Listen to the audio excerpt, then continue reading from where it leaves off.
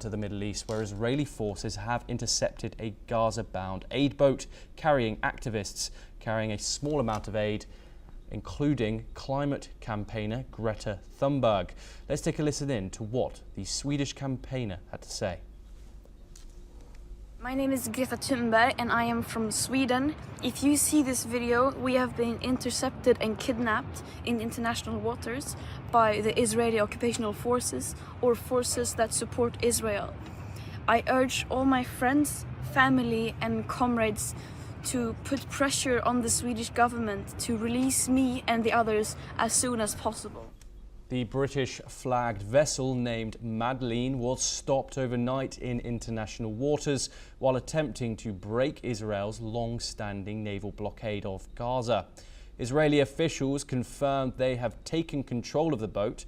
All 12 crew members are reported safe and are being returned to their home countries. The yacht carried rice and baby formula as symbolic aid. Israel called the voyage a propaganda show in support of Hamas and promised to deliver the remaining aid through official channels. The Freedom Flotilla coalition, which operated the vessel, says the mission was meant to highlight Gaza's humanitarian crisis. The Foreign Ministry confirmed that the yacht was redirected after entering a restricted zone and is now being towed to Israel. All passengers are safe and will be returned to their home countries. The activists shared pre-recorded messages with Thunberg saying that they were kidnapped in international waters. Israel says the small amount of aid aboard will be sent to Gaza through established channels. The mission was meant to highlight the humanitarian crisis in Gaza, where the UN warns of famine and disease amid the ongoing conflict. Meanwhile, the Israeli military has confirmed the death of senior Hamas commander Mohammed Sinwar. His body was recovered from a tunnel beneath the European hospital in Khan Yunis. He was killed in an airstrike on May the 13th. Sinwar was the younger brother of Yahya Sinwar, the man behind the October the 7th attack on Israel. Both were killed in the same region, known as the Shadow. He had long evaded capture until he was finally tracked down and targeted. We're now joined by our guest, Scott Faulkner, who is the head Eagle Enterprises, a security firm based in Washington. Thank you, Scott, for joining us on the program. Scott, I want to first start with this Freedom Flotilla headed by Greta Thunberg and other activists that was intercepted by Israeli military forces. Do you think Israel was right in intercepting this boat? Do you think that this was a propaganda stunt, which is what the Israelis say? What are your thoughts on this whole mission by Greta Thunberg and our team?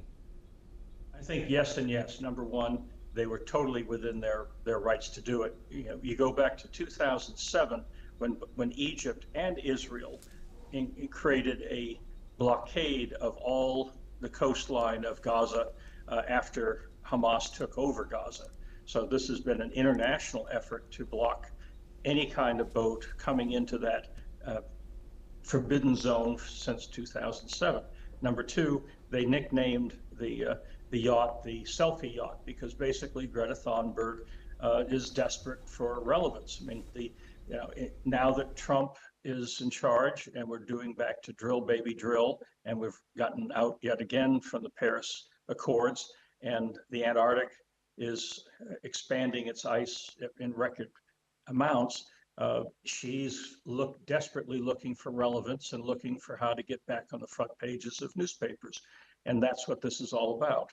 It is, I mean, if they really were serious about aid, they could have brought it through normal channels, through the Egyptian corridor. This is all about her, not about anything else. Scott, a lot of opposition has come out in regard to Israel's actions in Gaza, particularly the aid distribution. The humanitarian crisis is central to this for many international governments and many spokespeople for governments. Some people would say that this Greta Thunberg is a worldwide known figure. She's highlighting some of the issues that are going on in Gaza, the humanitarian issues. Do you think this humanitarian argument is being lost on the international stage by Israel. What are your thoughts on that? Well, I think the key is one needs to look at how Hamas, going back literally to 2007, has intercepted aid and deprived its own citizenry of a lot of aid in order to feed their fighters and to build their terrorist infrastructure. So a key part of why aid was initially held up and why it's coming in the way it is to make sure that the aid is truly going to those in need, not to Hamas, which could be diverted either to their own fighters or go into the black market where they would raise funds for their fighters. So one needs to look at the pipeline within Gaza and the role that Hamas has played in depriving their own citizenry of this aid, as opposed to, basically publicity-starved celebrities. Scott, critics would say that the fact that Greta Thunberg, she took rice on this boat and she took baby formula. We've all seen the images of the malnourishment, those children that are looking malnourished in Gaza. We've seen these gatherings where all these people are begging for food, crying, weeping. Do you think that international aid is now warranted? Do you think also the actions of the Gaza Humanitarian Foundation, do you think that's become an effective tool? I do not have intimate knowledge about that particular tool. I just know that the U.S. and it has been advising Israel, and Israel itself, as it's been conducting its own security actions within Gaza, is making sure that when the aid comes in, it is going to those truly in need, not to the fighters. Thank you very much, Scott Faulkner, for joining us on the programme. Your insight is